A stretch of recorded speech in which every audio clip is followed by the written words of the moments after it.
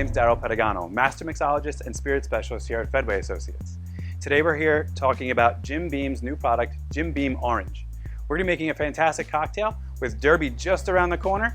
We are going to be making a Orange Basil Julep using Jim Beam's new orange bourbon. First thing we're going to do, we're going to add in 2 ounces of our Jim Beam Orange.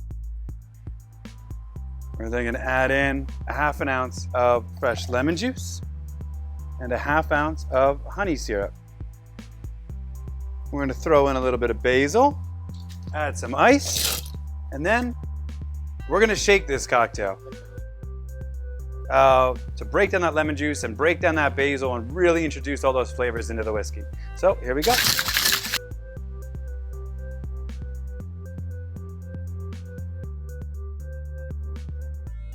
Grab our strainer and then just strain our cocktail over that fresh ice. Gonna garnish this cocktail with some fresh basil and a dehydrated lemon wheel. And there you have the Orange Basil Julep made with Jim Beam Orange Bourbon. Cheers.